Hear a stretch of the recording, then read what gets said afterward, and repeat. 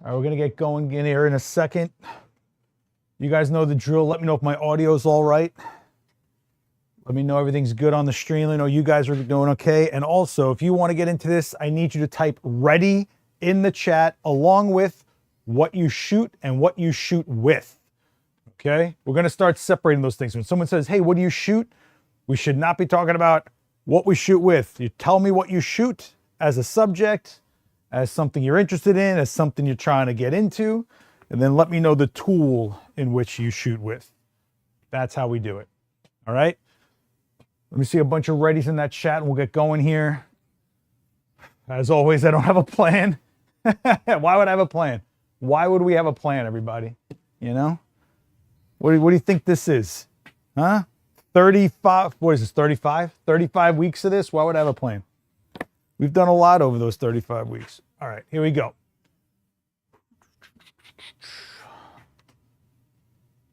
All right. I know I'm on a heavy delay today for some reason. I think YouTube's having a little bit of a data thing going on, but we'll see what happens, all right? All right, here we go. I'm already missing stuff. I'm already missing the things. Let me just get myself a little organized over here. And bingo and bango. What's going on, everyone? Welcome.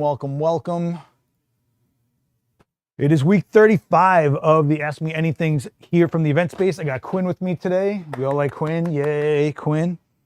I wish there was more emoji action in YouTube streams like Twitch. You know, what's funny is they say that emojis are like one of the most advanced languages we've created as humans in the last like century, because we can just in one little icon get an entire concept across, you know?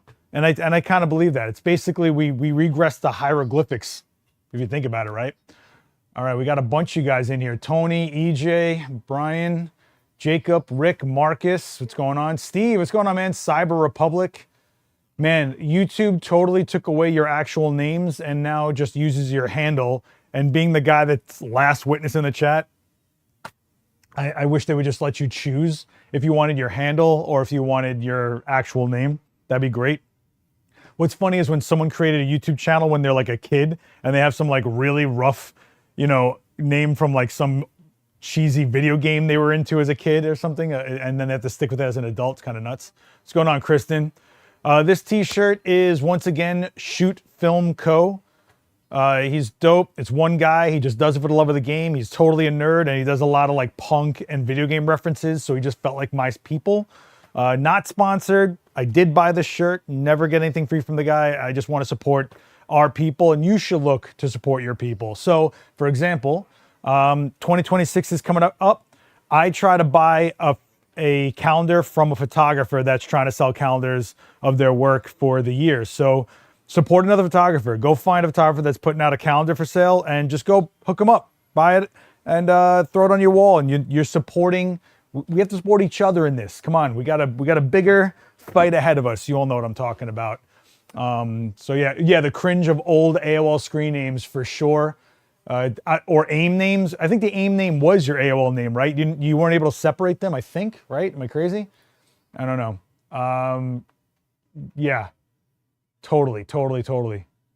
No, so technically we're done for the year with the late in the day events and those streams. I am toying with the idea of tomorrow piecing together another 8-hour replay stream like we did a few months ago. It went over really well, and I can't thank you guys enough for supporting that. However, it's if I got time to piece it together. So I'm hoping I can do it, because then you got the holiday coming up, and I just want to leave something for the holiday misfits that I identify with, to have something to keep you guys company. Play it on the background, rewatch something you probably wouldn't have, and catch something you didn't the first time, stuff like that. So let me know if you guys really like those, and I'll see what I can do about putting those into full effect. How can we get a pizza box reflector if we aren't in NYC? Go to one of the trade shows. I don't think you guys realize the pizza box, where is it? So the pizza box is not easy to ship. I can't roll them without really wrecking them. You definitely can't fold them without wrecking them. And trying to ship just something like this it's just not worth it, guys. And it's like a huge headache. And it's kind of one of those things that like people that have it kind of interacted with the brand in person, right? So that's kind of like a special thing. You know, you came to the event space, you got one. You went and saw them at saw Adorama at the trade shows, like Imaging USA, that is coming up in like 3 weeks. You can get yourself a pizza box reflector. WPPI, that is coming up. You can get your pizza box reflector. It's just one of those things, you know. That's why I don't think I'm going to see those all over eBay, because they're not easy to ship, you know. Or unless you guys want to pay stupid money for, you know, a cardboard box or whatever. Anyway, hey, what's going on, Maya? Welcome, welcome, welcome. So today I didn't have a plan. I do have a couple of questions from my Instagram story stream. Oh, let me clear this off. You guys can always follow me here, and I always try to post a question sticker on my personal Instagram that you guys can fill out for the questions today ahead of time. I don't ever check it, so I just walk into this blind, because who wants to work with Annette? You know, Annette's a horrible person. Who wants to work with Annette, really? You know, I don't know. I guess I get a kick out of, can I survive these? And so far, 35 weeks, we've been doing pretty good, right?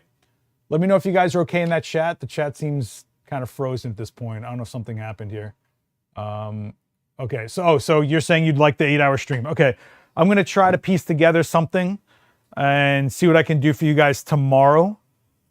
I don't want to replay the same 8-hour stream, and YouTube hates that, so, you know. And yeah, been watching a lot of your older stuff lately, so I'm down for an 8-hour compilation. Cool. Yeah, I think people, it's not like a forced replay. It's more like something you might not have clicked on, or maybe something you clicked on and watched, but you didn't absorb for whatever reason. And you just get that second chance. And when I'm home and I'm doing a lot of stuff, you know, I'm working on a table or something that's not audio related, I throw something on like this. I'll watch AB, and I'll pick up these little in-between things, or better ways to relay things, or proper terminology, even stupid things like that. So it goes a long way. Let's take a look at the question sticker so I can knock that out. And then what I'm thinking we're probably going to do is, I bought the Nikon ZR, all right? And I want to try it with strobe, in stills mode, and tether it. I have never done this. I haven't tried this. The only thing I know is that Capture One does support tethering for the ZR, which is dope. So we're going to give that a shot. If you guys are into it, let me know in that chat. Okay, hang on. Man, I'm getting a lot of spam texts lately of like random numbers that try talking to you like they're human, and you're like, you're not human. You're not human. All right, where are we going? Question sticker. The first question I got is actually a thank you for doing these streams, and I appreciate you guys. Thank you for being part of it. Without you guys being part of it, I can't do these things. And without you guys jumping in these chat rooms and the numbers going up, I can't get brands to want to participate in this. I can't get hosts to want to come on this channel. This is a two-way street. Your engagement helps get helps us get resources to deliver the demos, the talks, the streams, the in-person events, the hands-on events, all that stuff, okay? I'm going to make a really bad joke here. Cyber Republic is saying, that'd be cool, wonder how the ZR stacks up. Funny you should ask. It partially stacks up. Huh? Photo nerds know what that means. The rest of you, come on. Come on, man. Come on. All right, so... okay, so this is actually a pretty interesting question. It's from Jacob. I think I saw you in the chat, Jacob. Are you here? Maintenance of your grip, like C-stands. So if I have a C-stand like this, do you use sprays? The answer is yes, but not just any spray. So if you guys want to maintain your C-stands so it stays around for a long time, or if you put it through harsh environments, like if you shoot on the beach or by water, salt water, or it's going to go into storage or whatever, or you're going to ship them sometimes, what you're going to want to do is don't spray the stand, spray a rag with silicone spray, not WD-40, nothing else, only silicone spray, okay? You're going to do a light coat, and you're going to just basically wipe the whole thing down with a silicone spray on a rag. Do not use oils, because what that does is attract grime buildup, and it just gets worse and worse and worse. Silicone is really what you want to use on your C-stands. And for the threads, you're going to want to look for white grease. I think it's lithium grease. I'm pretty sure white lithium grease. And you want to grease your threads every, once in a blue moon. If your stand is acting a little like not interactive, I would say, like, the knobs are getting or whatever. White lithium grease on the threads, silicone spray and a rag on everything else. Does that make sense? Do not use oils. Do not use oils. Do not use oils. And do not spray onto the stand. That's how you get excess, and that's how you get buildup and all sorts of other things, okay? So what you would do is extend all your tiers and wipe down every tier you can with the silicone and just keep it A1, all right? And, this is something we probably don't talk about a lot, but grip stays with you your whole career, but it only stays with you if you maintain it and, treat it proper. I know that everybody at least everybody I've ever worked with, has that one C-stand they trash to hell.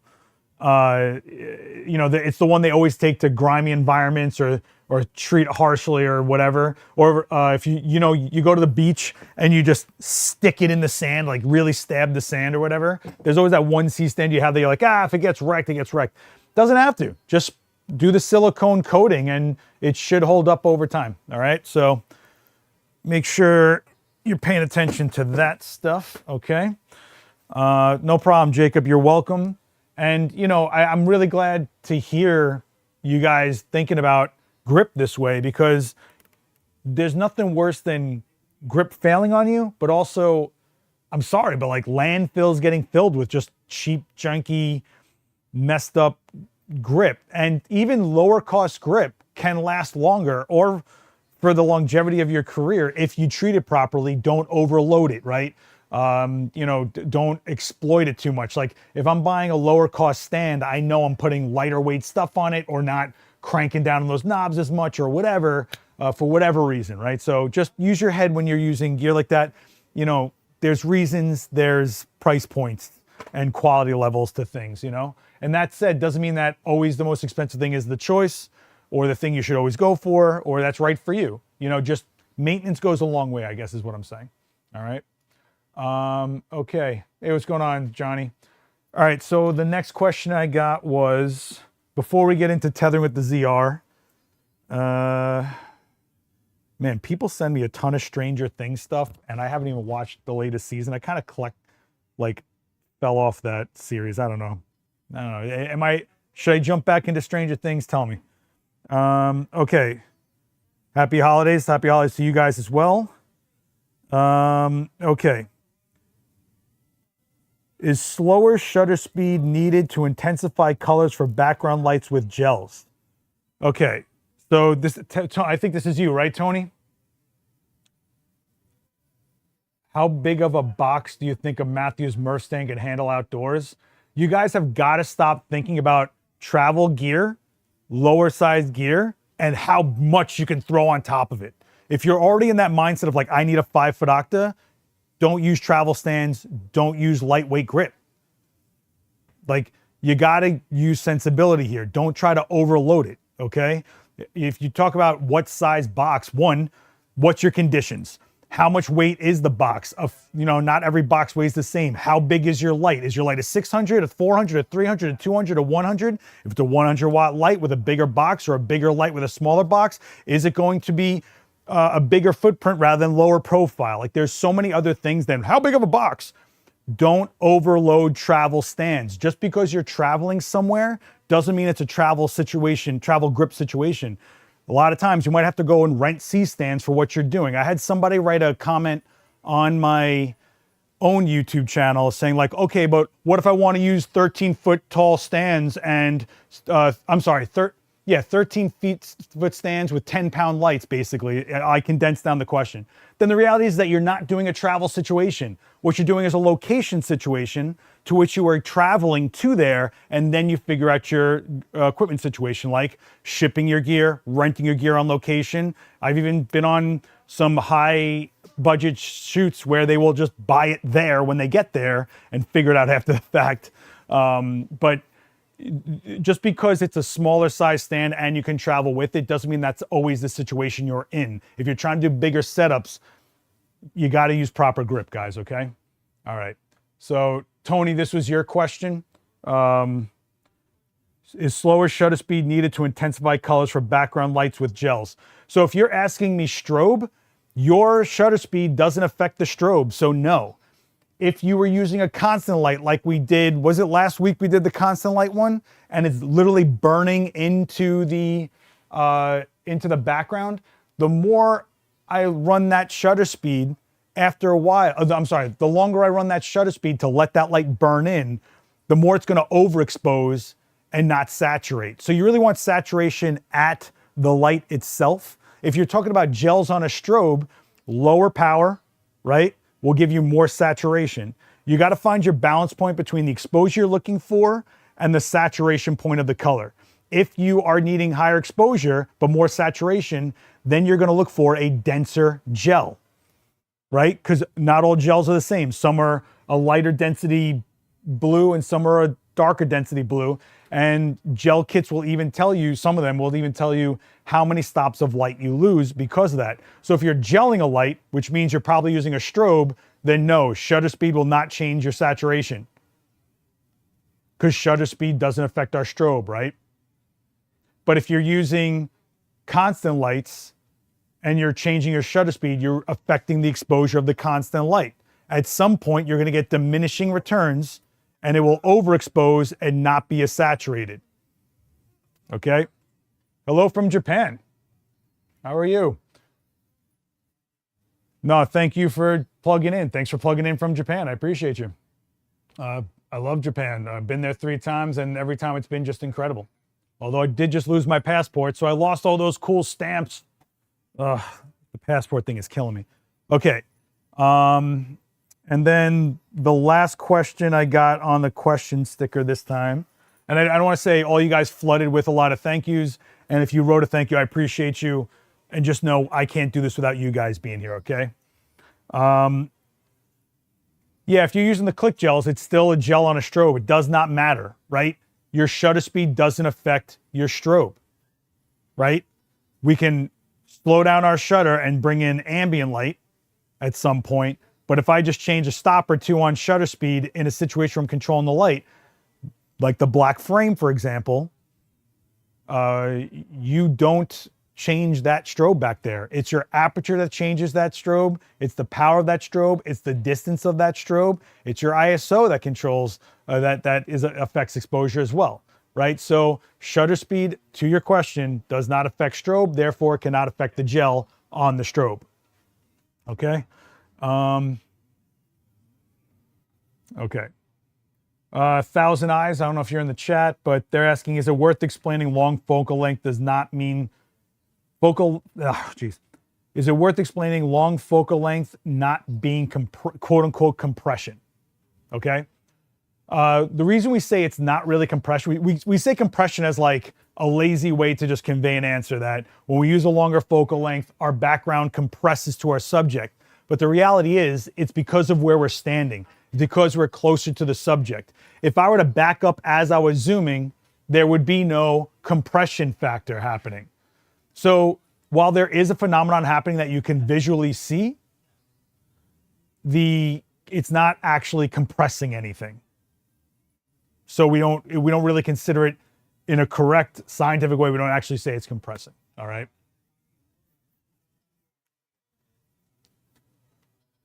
Yeah. So okay. So I understand I need a lightweight setup to go walk with, but your question of being like, what's the biggest box? You're already trying to create a bigger light source to some degree. You're already thinking of trying to do something on a larger scale is why I answered that way. Okay. So instead go, I'm always in situations where I just want to light a torso or a face or something like that. Are you using a 3-foot strip or a 3-foot octa? Are you trying to get a 4-foot or does a 1-foot box like you see me and Dan use all the time just for the face really the situation you're going for? So I guess what I'm trying to say to you is be more intentful with the way you are going to approach whatever subject and tailor yourself to the subject and situation. If you want something more versatile, I get that. But the reality is that if you're already thinking like, what's the biggest box I can put on a lightweight stand? You know? So I'm just trying to get you guys to think differently before you even get to a point where you're questioning the limits of a piece of equipment. Because when you start pushing the limits of something is when we start seeing issues and failures and your investments hitting the ground and stuff like that, right? If I told you something like you could easily put a 4-foot umbrella on that thing, but it's now a wind sail, but it's lightweight, right? You know? I had a hot tea somewhere. Oh, here it is. All right. Any other questions before I give this ZR a shot? Because I don't know what's going to happen with this. I'll tell you right now, the interface on the ZR for stills photos is totally an afterthought, and it is not as, if you're used to Nikon for stills, it's not like, yeah, let's go. There's a little bit of a muscle memory curve on this for sure, you know? Seth, how do you get the perfect half-face shots? Practice. I mean, in the end,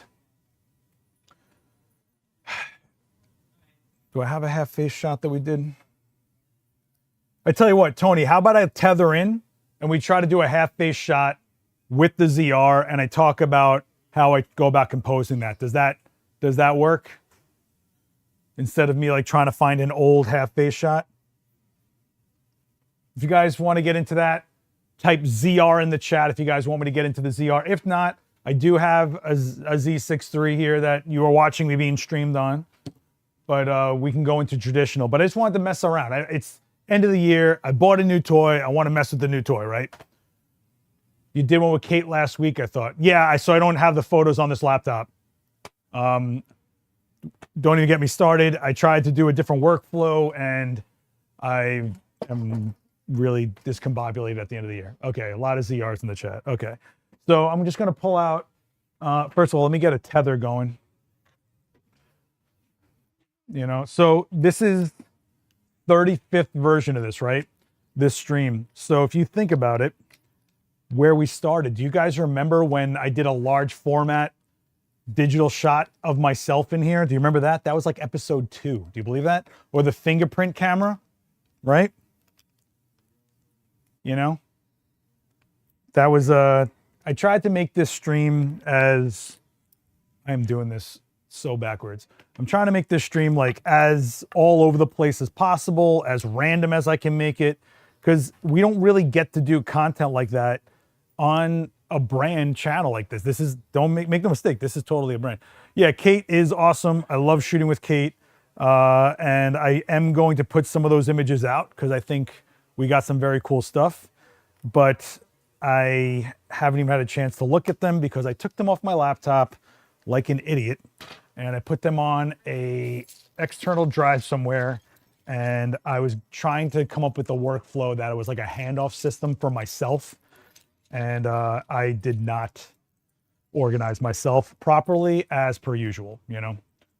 The fingerprint camera was totally cool. Oh, why don't you guys tell me that why don't you guys tell me I leave the question up here? Come on, come on.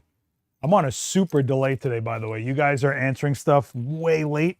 And the reason this channel has such a delay most of the time is because we stream in such a high bit rate.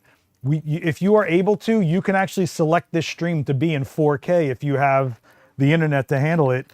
You can totally do it. So I hope you guys are aware of that anytime you're watching something out of this event space, I worked really hard to make it so that you guys can get it the highest quality stream I can put out there, which means 4K, which I think is pretty cool. A lot of places are streaming in 1080, which is, you know, all right, you know. Really enjoyed the variety and the community on the reactive content you're building here. Thanks, Johnny. Appreciate you coming in that chat, you know. I hope you guys feel like this is just kind of like a crazy unicorn of a channel. I mean, you're getting some of the best in the industry at, oh wait, wow. I just bolted my tether onto the wrong camera because I'm talking to you guys. It'll take 2 seconds. We'll get this sorted out. I am not having a good end of the year. I'll tell you that right now. I've been discombobulated since London. if you guys couldn't tell, but you know, we're going to move forward and we're going to get this going. Will be fun to see a year-end compilation of the best moments. Yeah, Jen, I can't go through 1,000 hours of video though and pull those moments.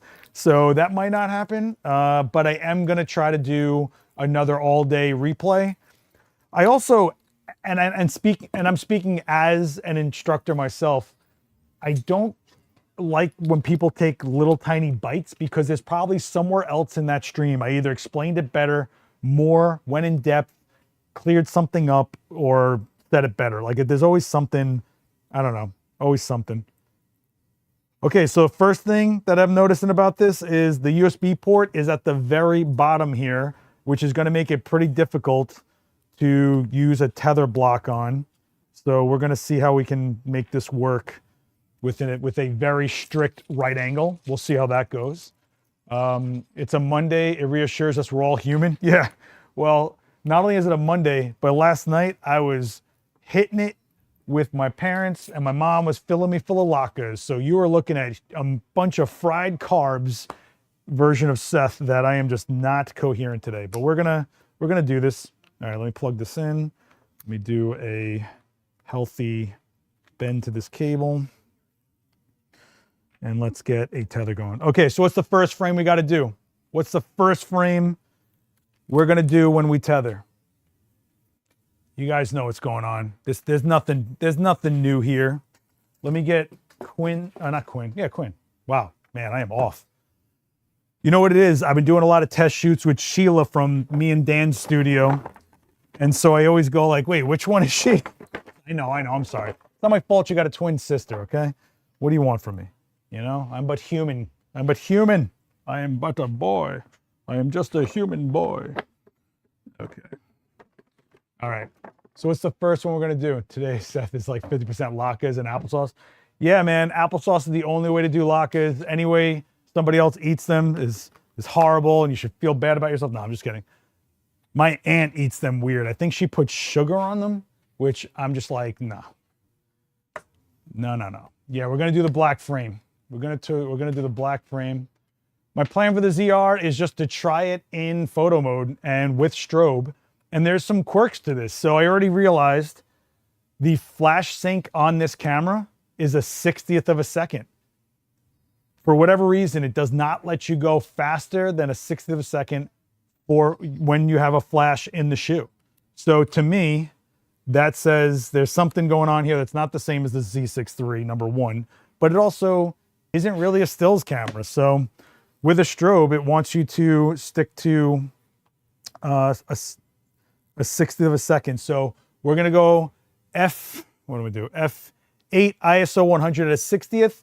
There's a good chance that I get ambient light in this situation because this is slowing that shutter speed down way slower than we normally do this black frame for, right? We're usually at a 200th.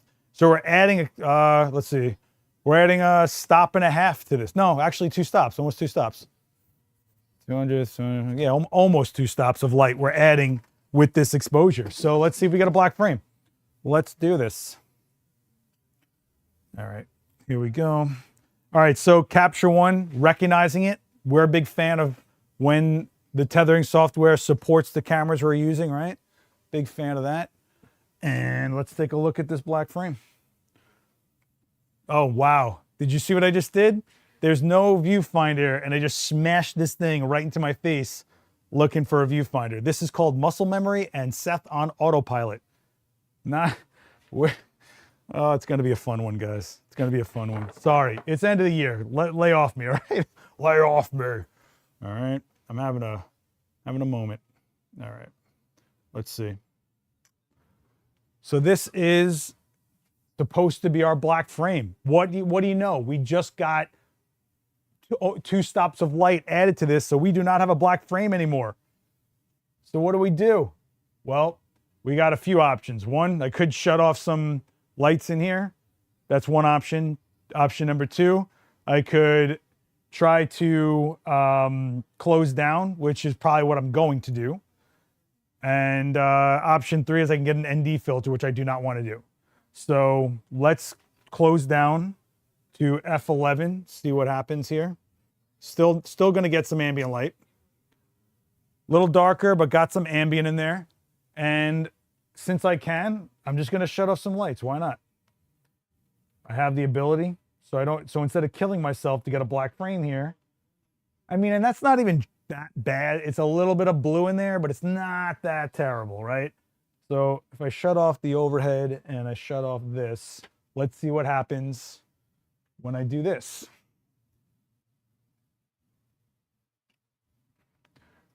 That's a pretty black frame for me, okay? I'm not gonna go into ISO extended range because why am I going to limit the dynamic range when I have other options, right, to go to that won't hinder image quality, right? Think about that.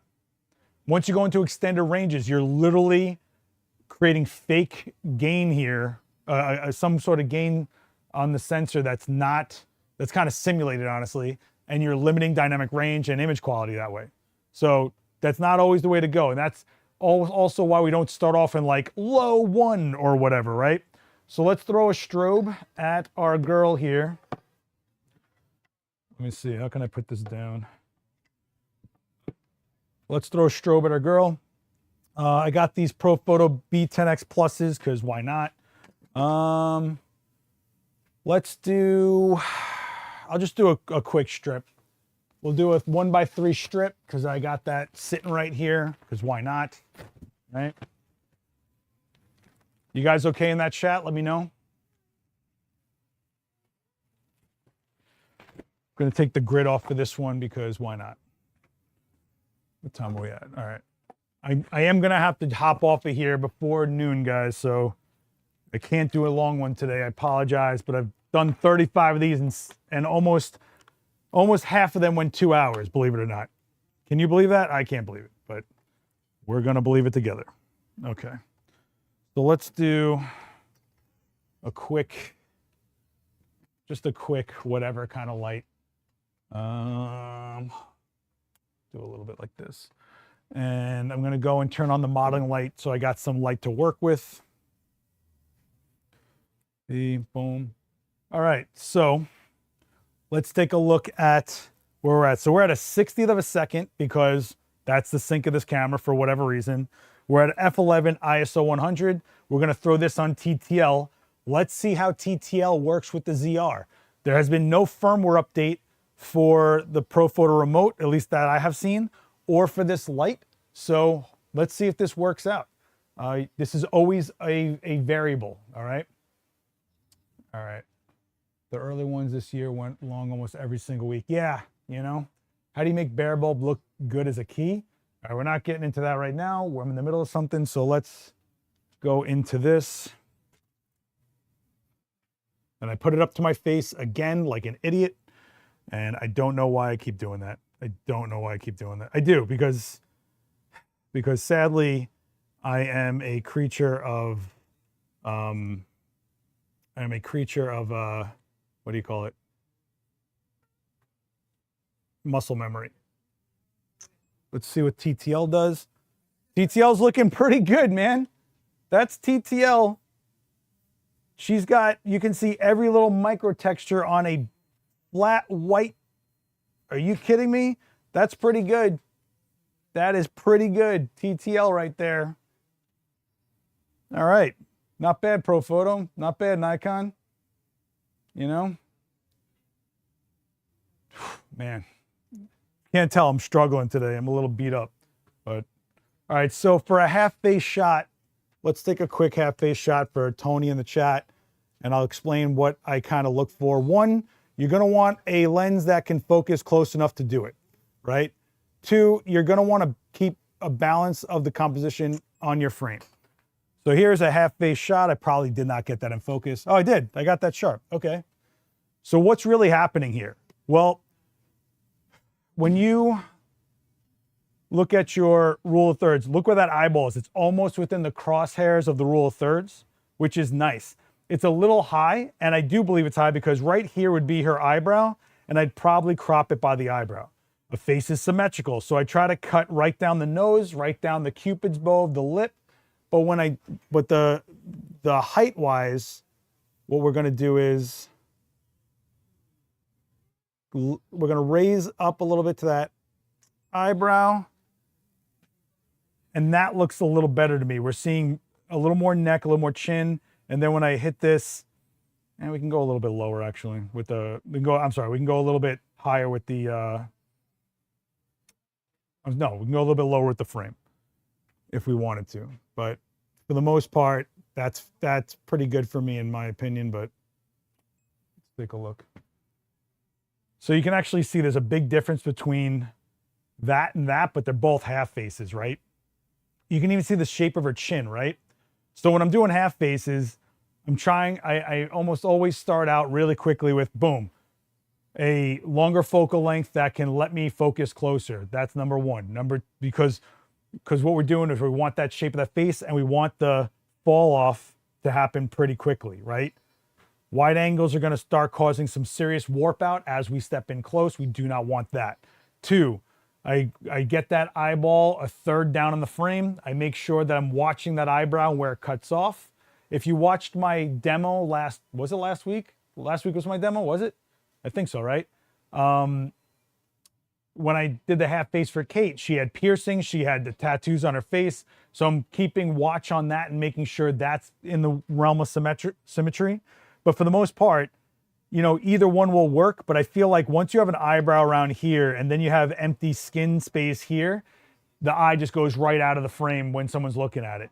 When you use the eyebrow as like kind of like a visual dam, if you will, like it's stopping people's eyes from going completely out of the frame and you're getting that nice fall off, pretty good, you know? So that's kind of a quick and filthy way to think about when you're doing a half frame, a half face, I'm sorry.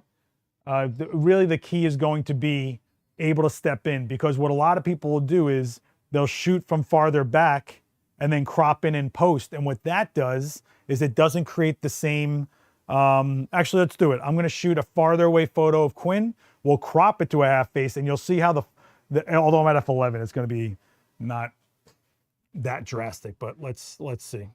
All right, so if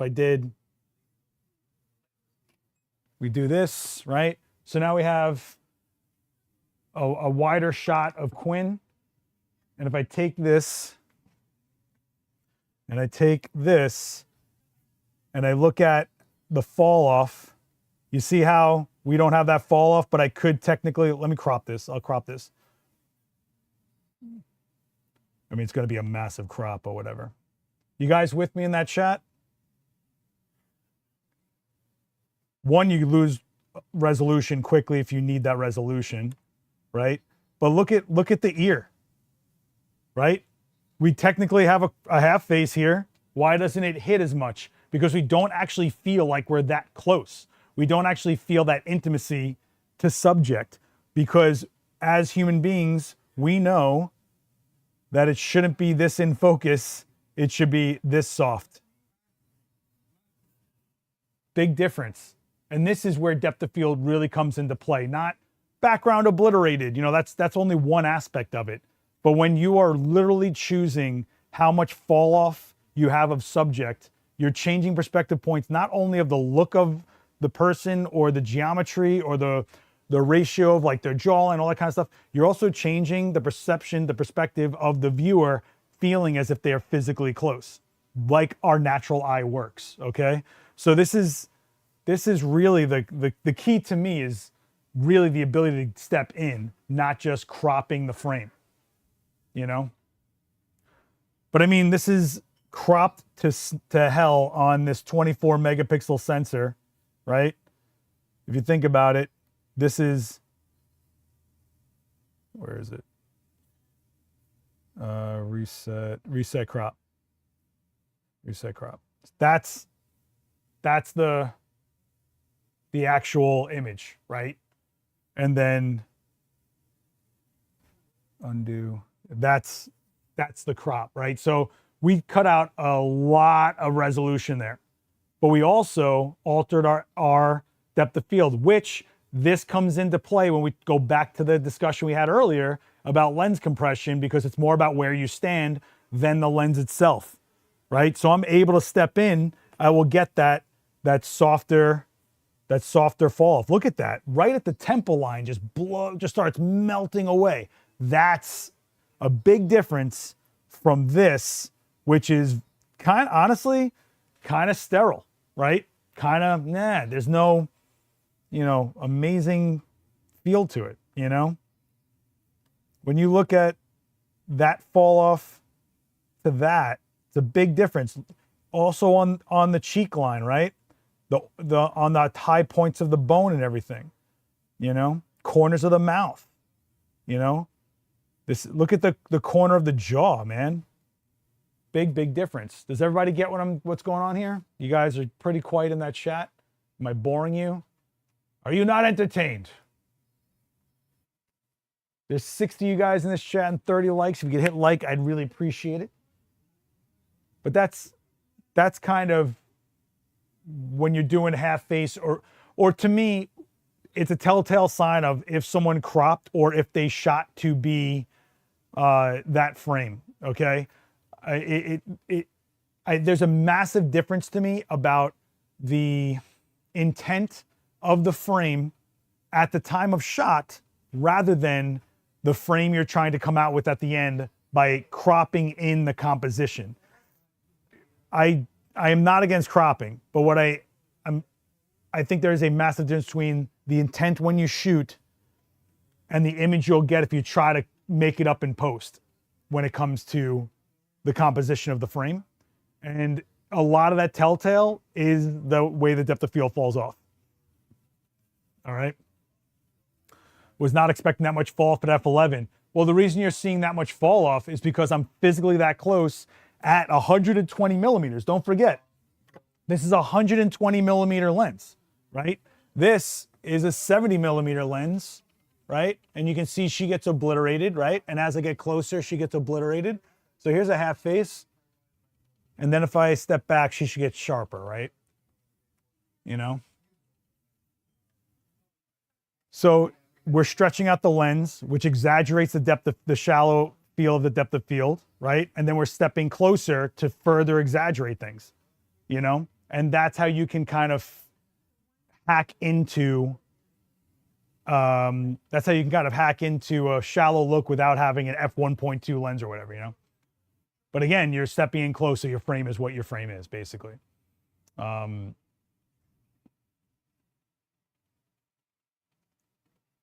I personally like having just a bit of the other half of the nose instead of perfectly split. It feels unfinished. Not to me. I mean, this is my style. You're welcome to do your style. To me, when you have a little bit of the other side of the nose, for me, it makes the viewer have attention to leave the frame to finish the rest of the, let's do that. Let me take that shot. Hopefully it doesn't crop this shot. Hopefully it doesn't crop this shot, but we'll see. So you're saying something like this. Oh, I knew it was going to crop that. I knew it was going to crop that. Hold on. Let me reset the crop here.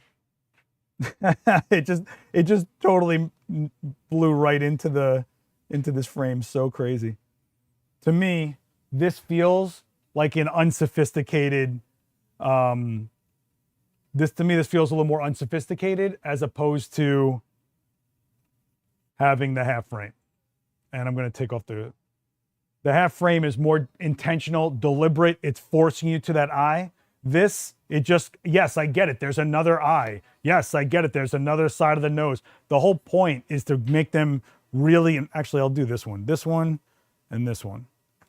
To me, this feels like off and not, that's too much, way too much. Well, I'm not going to sit here and try to replicate based on text, whatever you're saying. This is how I do half frames. I mean, you literally have just the start of the next side of the nose, and that's done for me.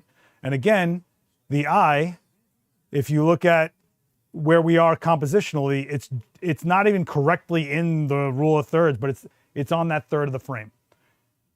If I were to crop in this, whatever, I don't know. Where are we going? No matter what, oh my God, why? Clear, compare variant.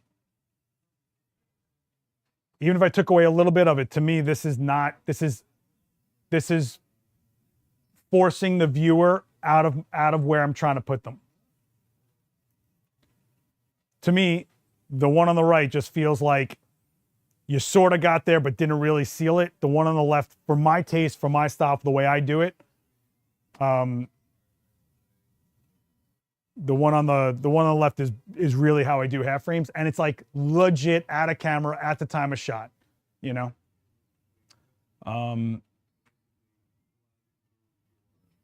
Also, don't forget, nobody on earth has a perfectly symmetrical face.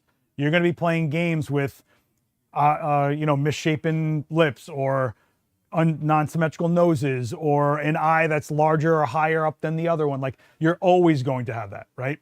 So it's also like a moment for you to really distill down and dissect your subject's face to only one side, because there is no other side to compare as symmetry, which as humans we will always do, right?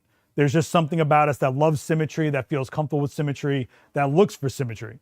So in this situation, when we do the half face, what you're essentially doing is like such an intent of, no, here we are. And then you're giving the viewer the license to fill in the blank for the other side of the face, but they're not even going to go there. They're locked in. They're locked in on the eye. They're connective. I mean, I think the poster for Avatar is this stuff, right? The Purge did this frame. Joaquin Phoenix Joker did this frame. I mean, it's nothing new. It's just something I've been doing for 2 decades, easily.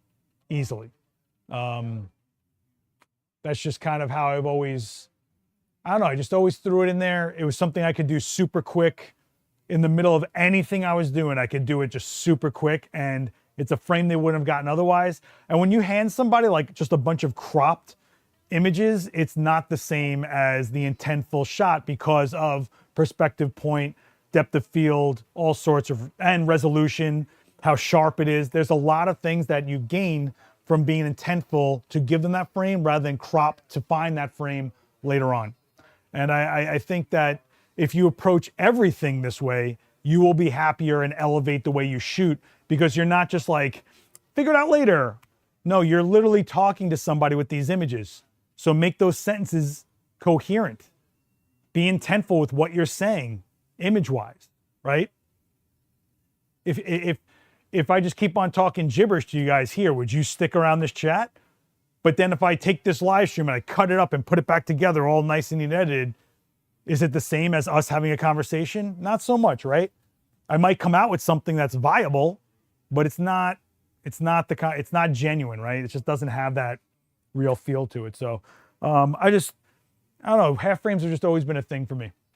And people just love it. It's like it's another like type of drama. You know, I used to do them as half faces a lot because people use them on the back of business cards back when that was a thing. A lot of people use the half frames I've shot for the menu options on their websites. I've seen that a few times. They just get psyched on it. It just feels like you made that, like you guys said in the chat, like it feels like a movie poster for them, you know? So, and I do think that's also part of it, is because no one is 100% symmetrical. And because we always seek symmetrical, cutting out the option of symmetrical and just handing them like a really distilled, dialed in, boiled down, this is you, without the symmetrical is kind of special for people, you know? All right. I think I'm going to leave it there, guys, because I got a thing I got to do. I'm going to try to do this again next week, the last one of the year, but then January 5th, I'm not going to be here for this stream. I'm going to try to do the all-day replay live stream tomorrow, where I put together like 8 hours of past live streams for you guys to just run, and you can play in the background. We'll see how that goes. But for now, if you're new here, hit subscribe, hit like. I really appreciate it. Go check out 34 other episodes of this. We've done something every week for the past year, guys. Like, we're doing this. We've been doing this. You're part of this. Go check out my demo from last week with Kate. I think I called it Evolve the Portrait, I think I called it. Daniel did a really good demo on the main channel for metering for skin tones. Check out Cough with Creators. We had New York Nico on. That was a cool episode. Although I made a fool of myself later on that episode, saying that The Professional was a New York movie when it was filmed in France, and I'm sorry about that.